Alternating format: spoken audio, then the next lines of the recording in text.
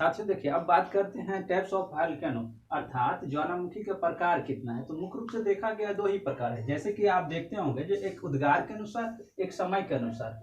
अर्थात आप देखिए, अगर ज्वालामुखी को दो भाग में डिवाइड किया गया है, तो एक किसके रूप में, एक उद्गार के रूप में और एक समय अवधि के रूप में। अर्थात क्या क्रिएट जो हो रहा है उसके अकॉर्डिंग, एक टाइम टू टाइम।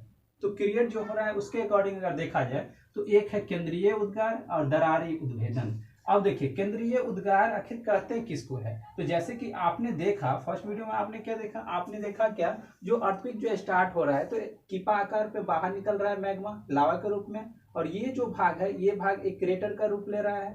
अर्थात कहीं ना कहीं हम देख रहे हैं जो एक छिद्र के माध्यम से बाहर निकल रहा है, और वो जो छिद्र के माध्यम से बाहर निकल के क्रेटर का जो भाग बन रहा है इसके रूप में दिखाई दे रहा है, केंद्रीय मार्ग के रूप में या केंद्रीय उद्गार के रूप में।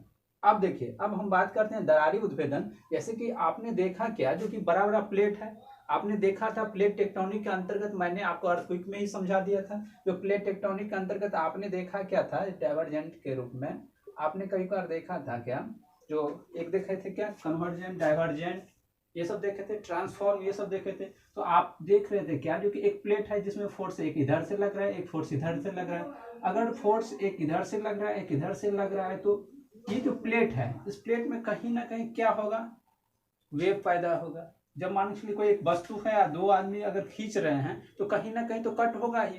तो मानकर चलिए, अगर यहाँ एक प्लेट है, इसमें जो कट होगा तो इस तरह से वाइब्रेट होगा, इस तरह से वेव निकलेगा बाहर। तो ये जो वेव बाहर निकल रहा है तो ये किसके रूप में, एक दरार के रूप में निकल रहा है। तो इसके अकॉर्डिंग एक दरारी उद्भेदन भी होता है। अर्थात क्रिएट जब हो रहा है उद्भेदन के रूप में अगर देखा जाए तो इसके अकॉर्डिंग हम आप बात करते हैं, दो टाइप्स होते हैं, केंद्रीय उद्गार और दरारी उद्गार। केंद्रीय उद्गार में आपने देखा जो कीपाकार के रूप में निकल रहा है, क्रिएटर का भाग दर्शाया गया है, और दरारी के रूप में आपने देखा एक प्लेट के मिडिल पॉइंट या कहीं भी क्या हो रहा है, जो दरार हो रहा है जिसके माध्यम से ये बाहर निकल रहा है। चलिए, अब टाइम के अनुसार देखें, अकॉर्डिंग टू ड्यूरेशन अगर देखा जाए, समय अवधि के अनुसार देखा जाए, तो समय अवधि के अनुसार वोल्केनो को तीन भाग में डिवाइड कर दिया गया है। एक active volcano, dormant volcano, extinct volcano. अब देखो, ये एक्टिव वोल्केनो जो है सक्रिय ज्वालामुखी, तो थोड़ा इसको आप समझ लेते हैं। सक्रिय ज्वालामुखी हम उसे कहेंगे जो प्रेजेंट पास्ट फ्यूचर, ये डिफिनेशन देखिए, प्रेजेंट पास्ट फ्यूचर, अर्थात क्या, प्रेजेंट में स्टार्ट हुआ, पास्ट में भी होगा, फ्यूचर में भी होगा। अर्थात मानकर चलिए, जो एक ज्वालामुखी अगर स्टार्ट हो गया है तो ये कभी भी बंद नहीं होगा, कभी बंद नहीं होगा। वैसे देखा गया है, जो पूरे विश्व में अगर देखा जाए तो इसकी संख्या अभी 500 है। जो कुछ इंपॉर्टेंट है जिसका नाम मैं यहाँ पे एक्सप्लेन किया हूँ, जैसे आप देखेंगे, जो एक बैरन है जो कहाँ पे है, भारत में है। एक है स्ट्रोम्बोली एटना जो इटली में है।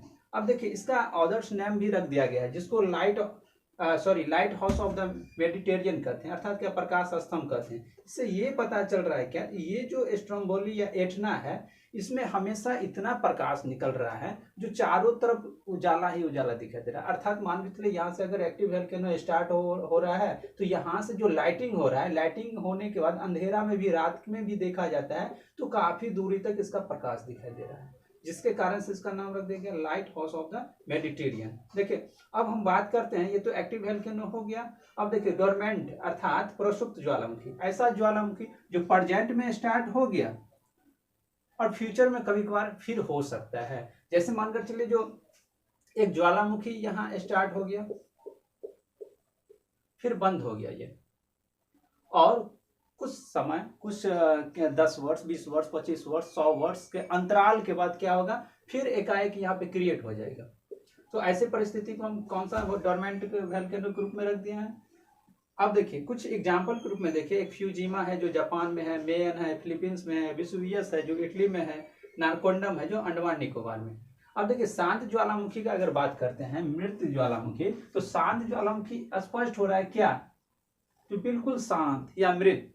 तो जैसे हम आप जानते हैं, जो मृत कोई भी वस्तु है या कोई भी मानव है तो एक तरह से डीएक्टिव हो जाता है, एक्टिव रूप में नहीं रहता है। तो इसी तरह से देखा गया है क्या, जो प्रेजेंट में, अर्थात एक बार क्रिएट होगा, नॉट पास्ट नॉट फ्यूचर। अर्थात क्या, जो आज मान के चलिए वोल्केनो स्टार्ट हुआ, ये जो खत्म हो गया तो फिर अब कभी भी स्टार्ट वोल्केनो नहीं होगी। तो ऐसे परिस्थिति को हम एक्सटिंक्ट वोल्केनो के रूप में मान लिए हैं। अब इसके एग्जाम्पल के रूप में देखिए, कुछ वोल्केनो है, जो पोपा है बर्मा में है, किलिमंजारो जो तंजानिया अफ्रीका में है, कोल सुल्तान जो देवबंद ईरान में है, और चिम्बराजो जो अमेरिका में है। देखिए अब हम बात करते हैं, आपने देख लिया क्या टाइप्स ऑफ वोल्केनो, आपने क्या देखा, जो there are 2 types of according to क्या है इरप्शन, अकॉर्डिंग टू ड्यूरेशन। अब हम बात करते हैं उद्गार के रूप में, आपने 2 भाग देख लिया, एक केंद्रीय उद्गार, केंद्रीय उद्गार के एग्जाम्पल आपने समझ लिया, दरारी उद्भेदन वो भी आपने एग्जाम्पल समझ लिया, और समय के अवधि के अनुसार आपने देख लिया there are 3 types of volcano, active dormant और एक्सटिंक्ट। अर्थात एक्टिव के अकॉर्डिंग आपने देख लिया क्या, जो कि एक बार एक्टिव होता है, अर्थात प्रेजेंट में हुआ तो पास्ट में भी होगा, फ्यूचर में भी होगा, लेकिन डोरमेंट में ऐसा नहीं है, प्रेजेंट में हुआ तो देखा जाता है, पास्ट में नहीं फ्यूचर में कभी हो सकता है। अब देखिए अब बात करते हैं एक्सटिंक्ट को, अगर शांत ज्वालामुखी अगर देखा जाए तो प्रेजेंट में हो गया, नॉट पास्ट नॉट फ्यूचर, अर्थात क्या, जो एक बार स्टार्ट हुआ तो फिर ये जो बंद हो गया तो कभी भी स्टार्ट नहीं होगा। अब एग्जाम्पल के रूप में कुछ नाम दे दिया गया है, इसमें इंपॉर्टेंट आपका बैरन है जो बराबर क्वेश्चन पूछा जा रहा है, फ्यूजीमा है जो जापान में है, ये भी क्वेश्चन पूछा जा रहा है, और ये किलिंगमंजारो, ये क्वेश्चन बराबर उठाया जाता है। अब देखिए अब ध्यान देना है, जो कुछ ऐसा ज्वालामुखी है जो सबसे ऊंचा है, सबसे एक्टिव है, सबसे शांत है, उस ज्वालामुखी का नाम लिख दिए गए हैं। जैसे कि देखिए विश्व का सबसे ऊंचा ज्वालामुखी पर्वत कहाँ है, कोटापेक्सी इक्वाडोर में है, जो इसका देखा जाए फीट में अगर देखा जाए तो 19,613 फीट है। अब इसी तरह विश्व का सबसे सक्रिय ज्वालामुखी हवाई द्वीप अमेरिका में है, परंतु सबसे ऊंचाई पर स्थित ओजस डेल सलाडो, यहाँ देखेंगे जो ओजस डेल सलाडो एंडीज पर्वतमाला अर्जेंटीना में है। अब यहाँ आप क्वेश्चन कर सकते हैं सर यहाँ भी सबसे ऊंचा है, यहाँ भी सबसे ऊंचा है, तो ध्यान रखना है जो सबसे ऊंचा यहाँ ज्वालामुखी का बात कर रहे हैं, लेकिन सबसे ऊंचाई पर स्थित, अर्थात कहीं ना कहीं देखा गया है क्या, मान के चलिए कोई एक माउंटेन है, पर्वत है, इसके ऊंचाई पर स्थित है, क्लियर। अब हम बात करते हैं, देखिए एक ऑस्ट्रेलिया ही एक ऐसा मात्र जो है जगह है जहाँ पे एक भी ज्वालामुखी नहीं होने का कारण आपको पिछले क्लास में प्लेट टेक्टोनिक के अंतर्गत मैंने बतलाया था, जो कि इसका वजह क्या है। अब देखिए अब बात करते हैं, लास्ट पॉइंट एक एक्सप्लेन कर ले, जो प्रशांत महासागर परिमेखला को अग्नि वाला या fire ring of the Pacific कहते हैं। अब देखिए fire ring of the Pacific कहते क्यों है, क्योंकि प्रशांत महासागर परिमेखला को अग्नि, क्योंकि अधिकतर देखा गया है जो कि अप्रॉक्स में अगर देखा जाए तो 60% वोल्केनो जो है वो प्रशांत महासागर के है। अर्थात आपने देखा क्या, प्लेट वाली जो आपने कहानी देखा उसमें देखा जो सबसे अधिक अगर वोल्केनो कहीं पे है तो वो 60% प्रशांत महासागर के क्षेत्र में पाया गया, जो पैसिफिक के रूप में आपने देखा था।